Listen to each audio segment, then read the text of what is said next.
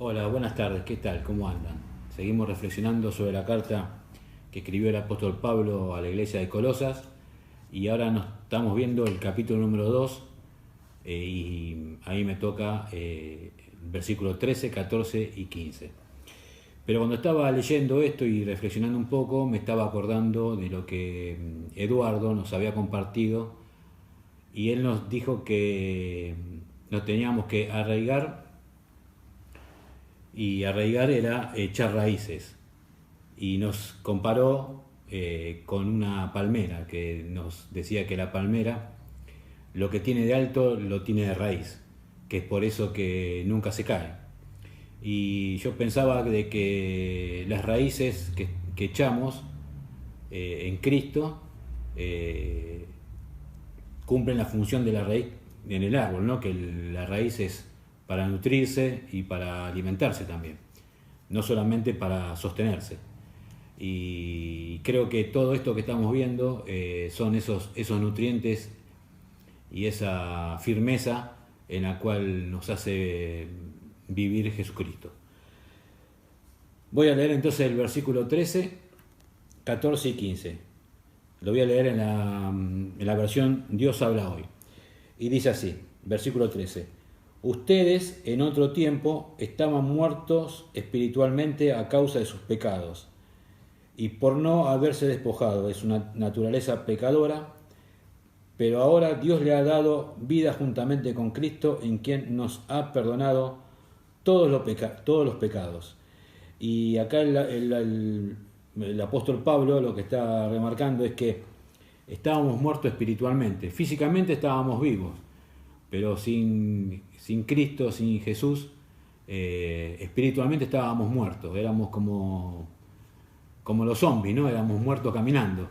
Y dice que eso era por culpa nuestra, porque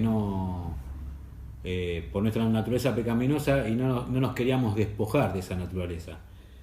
Y dice que Él nos perdonó todos los pecados y que nos unió a Jesús. Y ahora estamos viviendo unidos a Cristo. Y después reafirma en el versículo 14, dice, no porque dice en el versículo 13 que ¿quién nos ha perdonado de todos los pecados? ¿No? Y dice, y afirmando este concepto, escribe, Dios anuló el documento de deuda que había contra nosotros y que nos obligaba. Lo eliminó clavándolo en la cruz. Y yo me acordaba de que ahora no se usa, pero antes se usaba, que eran los pagarés. ¿Se acuerdan los pagarés? Porque acá dice que había un documento que nosotros teníamos y que estábamos obligados a pagar. Y me acuerdo del pagaré, ¿no? Yo tenía a mi abuela, que mi abuela iba, cuando compraba un televisor o un electrodoméstico, me acuerdo que iba a Don Goli, que era un hombre que estaba ahí en el barrio, que era el que vendía electrodomésticos, y me acuerdo que le hacía firmar una cierta cantidad de pagaré. Entonces mi abuela estaba obligada a cumplir, a pagar esos documentos. Y bueno, eso es lo que nos pasaba antes de conocer a Cristo, ¿no? Estábamos obligados a pagar nuestra vida sin Cristo. Y ese documento Jesús lo anuló, y lo anuló clavándolo en la cruz. Y termina el versículo 15, dice, Dios despojó de su poder a los seres espirituales que tienen potencia y autoridad, y por medio de Cristo los humilló públicamente, llevándolos como prisioneros en su desfile victorioso, ¿no? Y acá, como estábamos muertos espiritualmente, hay una guerra espiritual también. La Biblia lo dice, ¿no? Que no luchamos ni contra sangre ni contra carne, sino contra seres espirituales. Y también la palabra dice que nuestro enemigo, el diablo, es el príncipe, el príncipe de este mundo, ¿no? Que hay una esfera espiritual alrededor nuestro que está siempre en constante batalla. Y esa guerra espiritual Jesús la venció, ¿no? Porque dice que estos poderes, Dios despojó de su poder a los seres espirituales que tienen potencia y autoridad. Y eso está bueno saberlo, ¿no? Que estos seres espirituales que están en contra, que nos batallan siempre están en contra nuestro, tienen potencia y autoridad. Pero dice que por medio de Cristo los humilló públicamente, llevándolos como prisioneros en su desfile victorioso, ¿no? Dice que los humilló.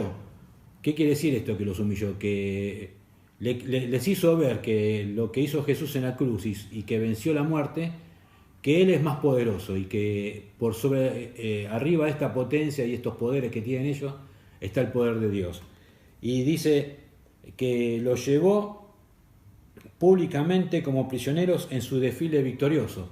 Y este es un término militar que se usaba en esa época, ¿no? Porque el Imperio Romano, cuando conquistaba un lugar y el ejército volvía victorioso a Roma, se hacía un desfile, entonces demostraban todos los prisioneros que ellos que habían traído y que habían conquistado esa tierra. Entonces se hacía públicamente,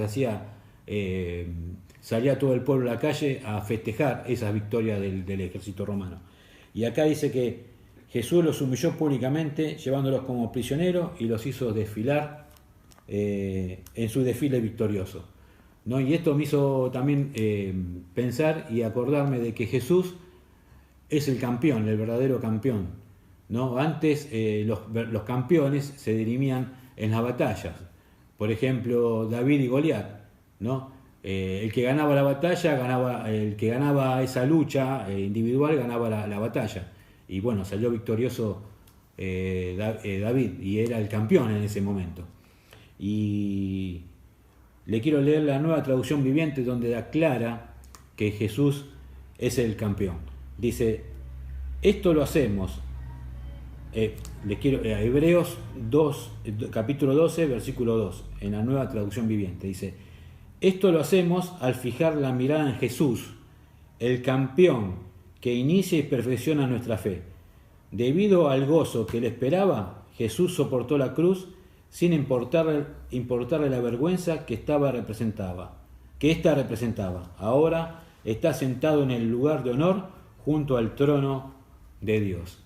Jesús, el campeón, el autor y el que hace nuestra fe, ¿no? Y dice que no tuvo ningún problema en soportar la cruz. Y que el premio por haber ido a la cruz y por haber resucitado fue el estar sentado en un lugar de honor, que es estar junto al trono de Dios.